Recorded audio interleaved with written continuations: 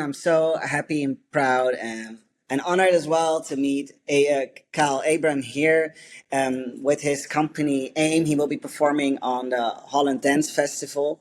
And now, personally, dance to me was a world that I got to know through my work. It was quite an adventure. It was very different than what I thought dance was. I danced my entire life using my body as a means to express myself or to celebrate cultural identity. But to really step into the world of dance and be an active trainer within the dance world, I recognize that there are many concepts, labels, structures, frameworks, institutions, and thoughts and ideas about what dance is and what dance should be. And I'm so glad to discuss this a bit more with you, Carl. If you'll be so kind to introduce yourself to the audience, then I will be next. Please, could you tell us a little bit more who you are and which journey you took getting into the world of dance? Sure. Hello, everybody. I am Kyle Abraham, Artistic Director of A.I.M by Kyle Abraham. I don't know. I think my journey into dance has been a precarious one that started with kind of a lot of social dance practices, being really involved in the rave scene in Pittsburgh and have scenes, but then studying more codified forms of ballet and contemporary dance and modern dance in my kind of senior year of high school. And then always had an interest in kind of choreographing. Also want to say apologies to anyone who's hearing this voice because I'm a little under the weather, but happy to be in conversation with you. Well, I think at this point, the whole world is under the weather, left or right. But so happy to have you here. So let me introduce to the people that don't know me. I'm an author and a journalist and a performance artist and many other things. And I've been working extensively on what I call disability. So meaning having the ability or learning the ability or growing into the ability to really deal with each other's diversities and to break through identity politics and identity thinking. So talking about that, you transitioned so from the hip hop scene more into ballet and contemporary dancing. What were one of the things that maybe surprised you most or challenged you most moving through those worlds? Because they're quite different. I mean, kind of, I guess. I don't really know if I feel like it's a transition per se. I think it's like, when I started studying ballet and studying dance in a classroom, it just I think maybe opened me up to other freedoms when I was out dancing with my friends in social spaces. I wasn't really thinking about it in a way. It's always been a wonderful kind of sense of expression for me, dance in general. I think for me, part of the interest in studying dance in a classroom was because it was this one thing I couldn't do in my room by myself. As someone who was playing a lot of classical instruments, I could sit in my room and play my cello. I could play the piano at home, but I couldn't learn how to dance. This is before YouTube and things like that. So I needed someone to be teaching me all of this information that I didn't really know.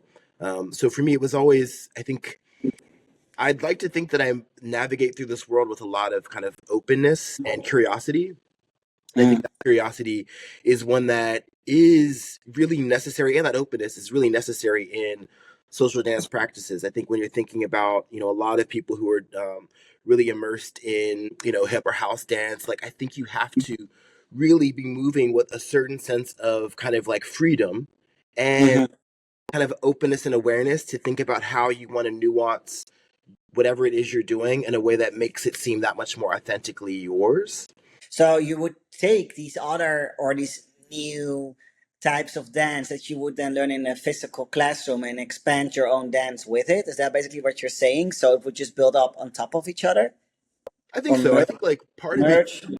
I think people don't give social dance its kind of like props when it comes to improvisation, right? Because really, when you think about improvisation, that's all everybody's doing when they're out dancing, at a club, right? You're not thinking, okay, I'm going to do this for 4 counts and then do that. Well, I think some people do that, but then it does look off. That's Yeah, not sure. very authentic. Yeah, Yeah. I'm sure. Yeah, a little sketchy.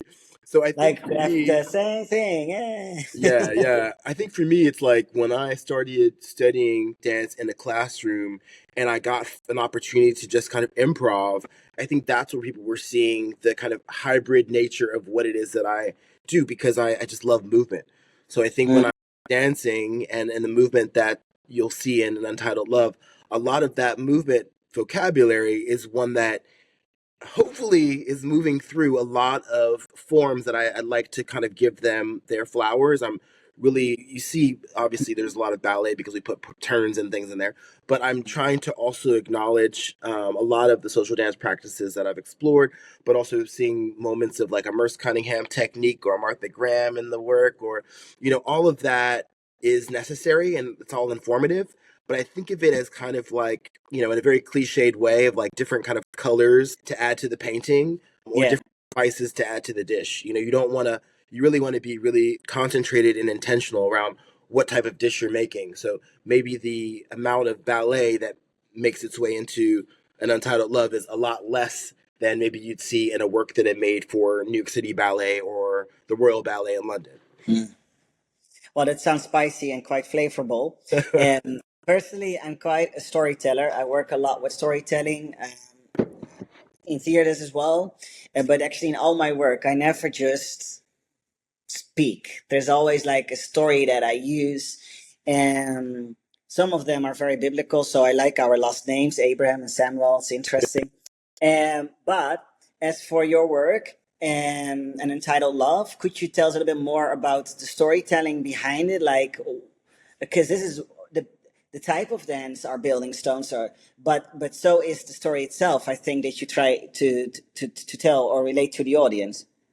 Sure. Yeah. I think for me, what I was really excited about was having an opportunity to show the multitude of ways in which we as the Black community can kind of love upon each other and show the way that we love in this world. I felt like in the time that I started making this work, which initially I started like thinking about it in 2018, and it was supposed to premiere in 2020, but we know how that goes. Dot dot dot. Right.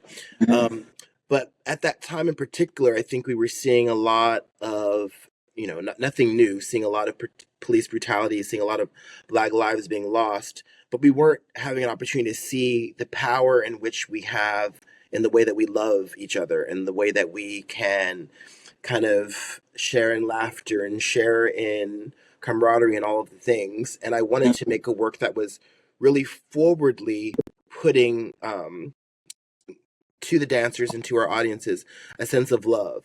And I wanted to make a work that for me honored a lot of those family members that aren't necessarily like my blood relatives, but I still call them my aunt or my uncle or my Mhm. cousins, and really kind of showcase and love upon them for a little over an hour in this work in particular.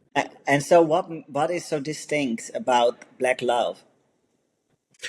I mean, I don't know if it's about it being distinctive, but it's just real and authentic. I think there's a lot of space for laughter. There's space for, I think culturally, there's things that, like I think nowadays maybe it has to do with like RuPaul's Drag Race. You're seeing a lot more roasting and things like that. But like the dozens is something that is like always been in the culture where maybe you would insult a friend, but like it was all with a little bit of love.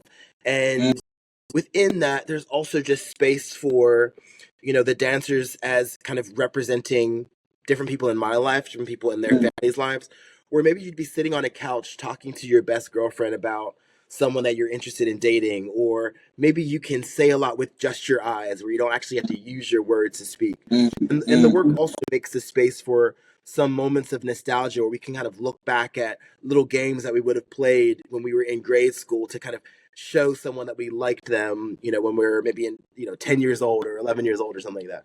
So all of that is in the work. It's also the way that we respond to the music, the way we hold each other, and in the kind of literal sense and in the more abstract as well. All of that is I think a big part of what we're hoping to do with this work. So when you said dot dot dot in 2020, you might refer to the pandemic, but also to Black Lives Matter that erupted in that time. Your Well, work, your work sure. I mean, predates that. Your work predates that, though. yes, yes, it definitely predates that. And I think, Black Lives Matter has been a really important thing for people to kind of like have a certain kind of awakening for what's things that have been going on in this world for centuries, really. So, I think for me, as someone who, when I'm making a dance work or speaking about the history and of the work that I'm hopefully addressing, I'd like to think that is hopefully kind of tapping into things that happened well before. We are still fighting for a lot of change, not only in the U.S., but I can see that on an international scale.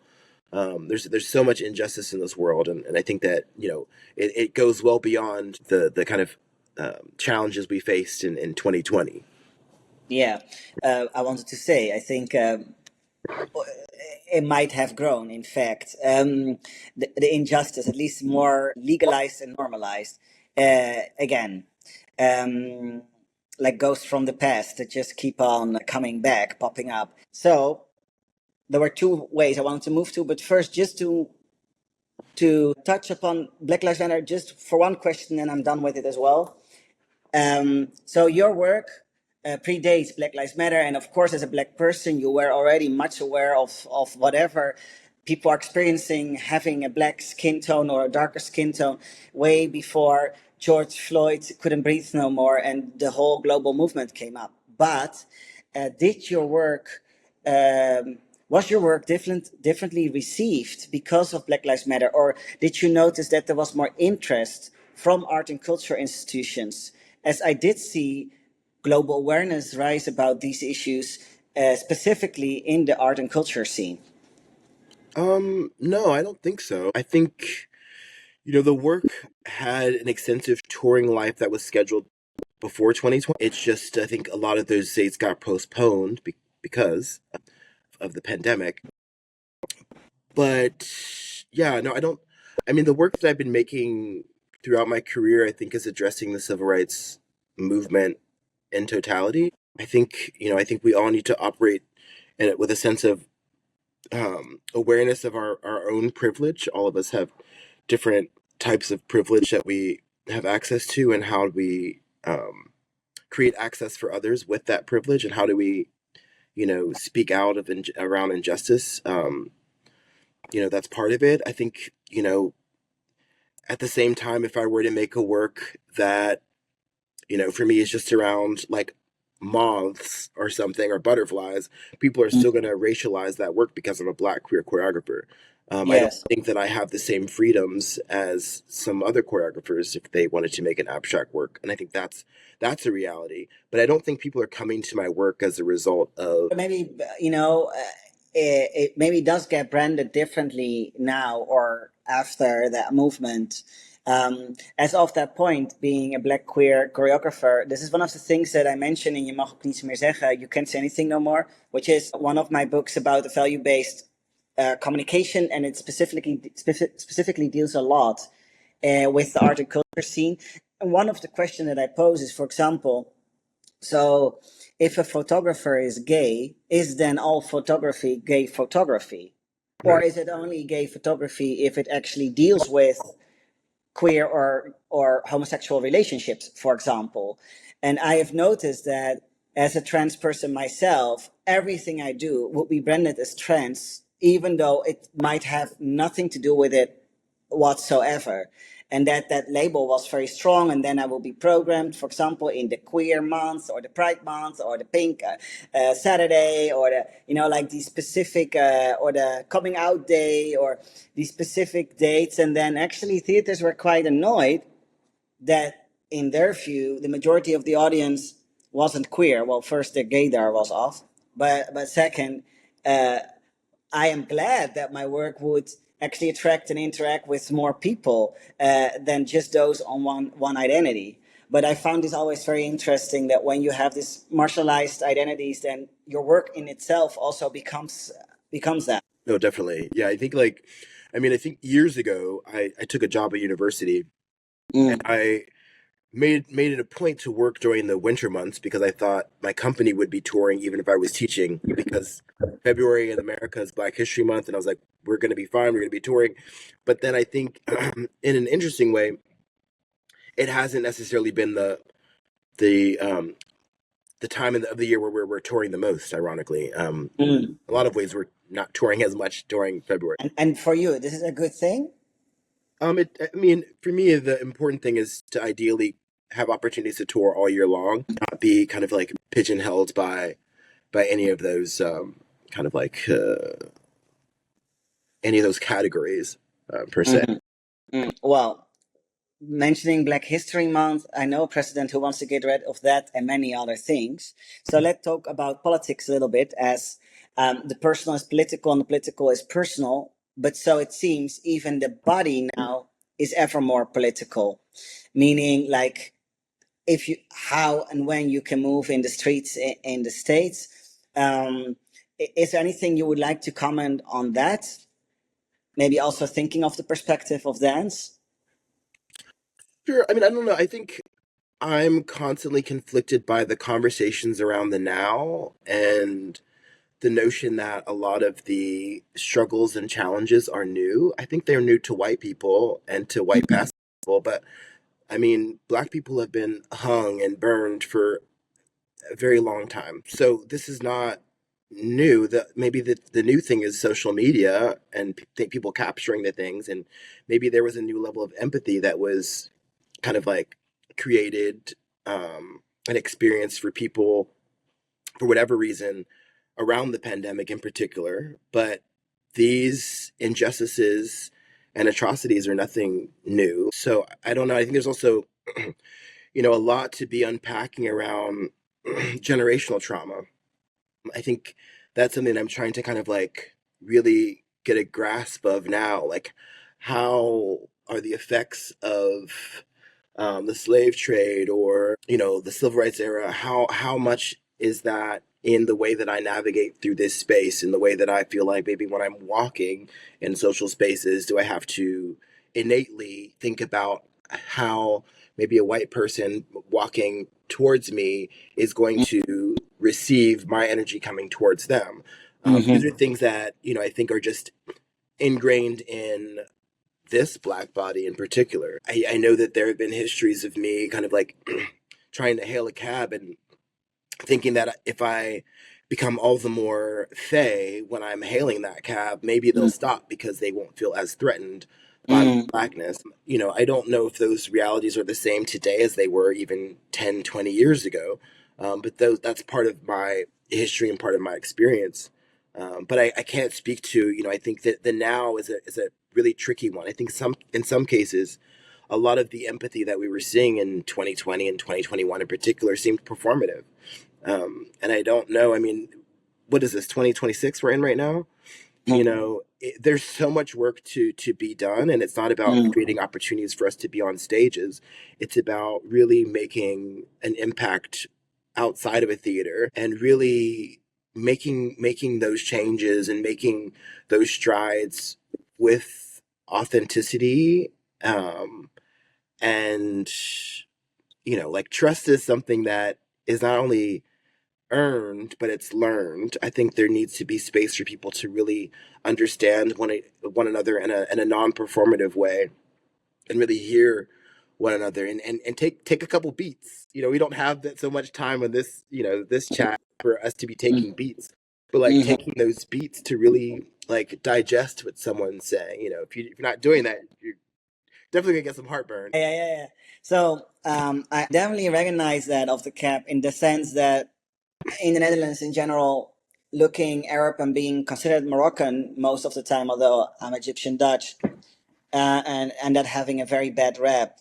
I always have big difficulty sitting next to women, specifically in sitting next to white women in the train or in the tram or in the bus. And if I try to do so, I have to be very kind, smiling, decent, and still you would see that like they move away or they're quite uncomfortable you sitting next to them, even though it might be the last seat available.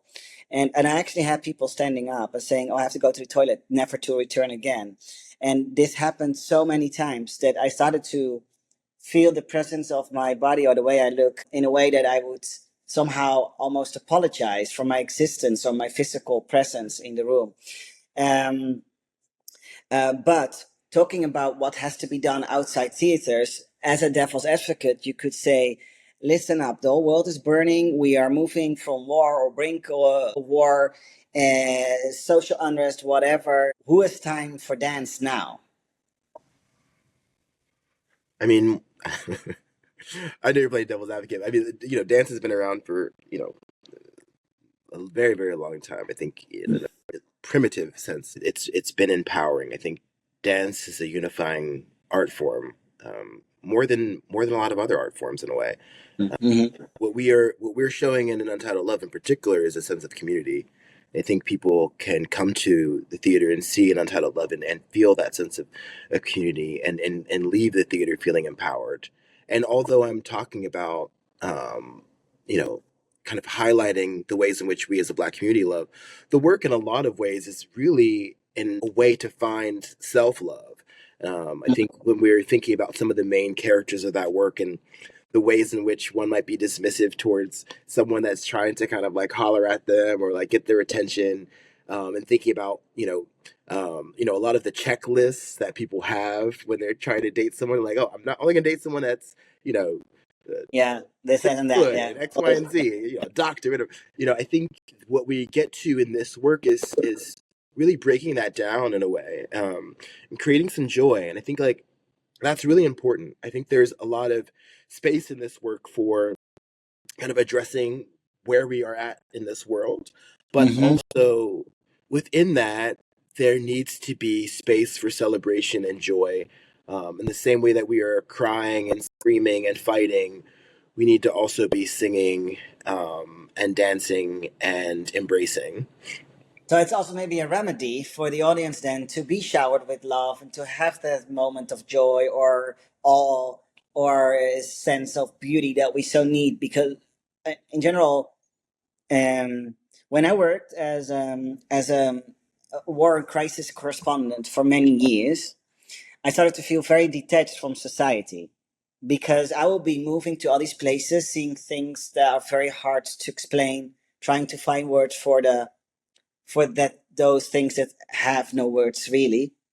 And then you come back and people are talking about the weather or the hair, basically, right?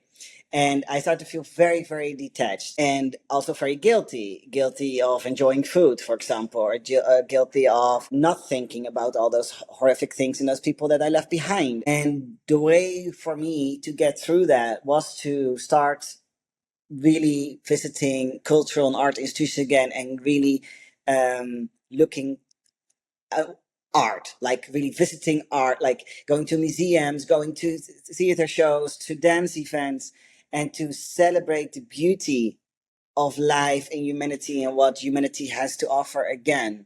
And this became my personal remedy for all the darkness and horror and outrageous things and injustices that I saw. And I think maybe nowadays, many people that feel really overwhelmed by all the news or whatever, to be able to sit down. I mean, I guess people are sitting, right? It's not participative.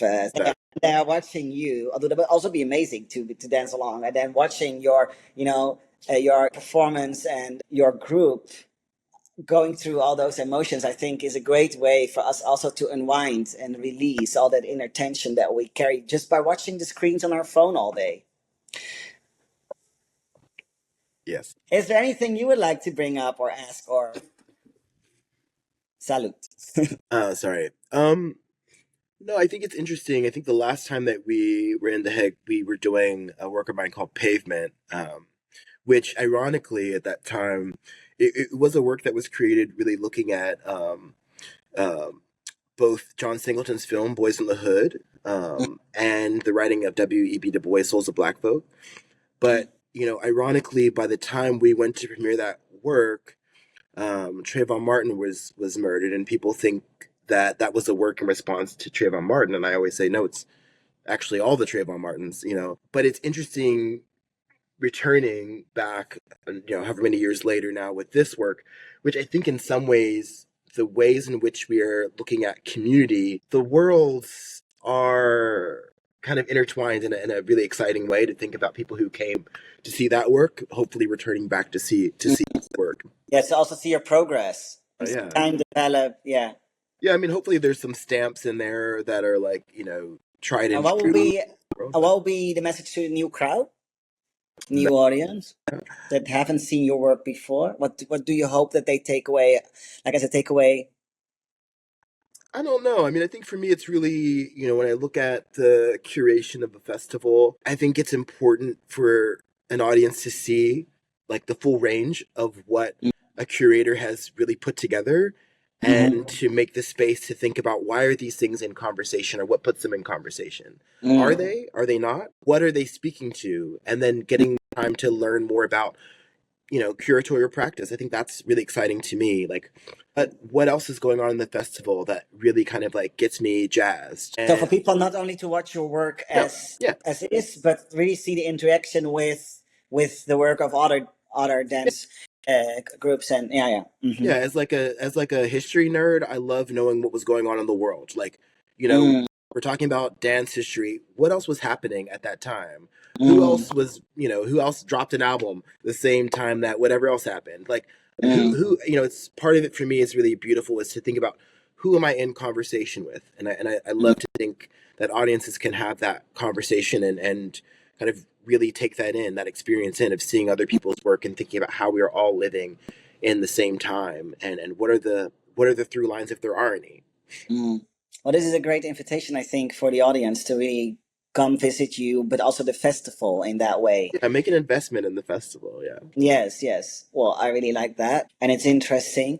Most people single out one or two pieces that they're gonna visit, but indeed to go through the motions and to have also this different responses physically as well inside your body, right, is interesting as an audience. Yeah, I think it's really cool. Or why do I react to this work or this piece this way, and why do I react to the other piece whole differently?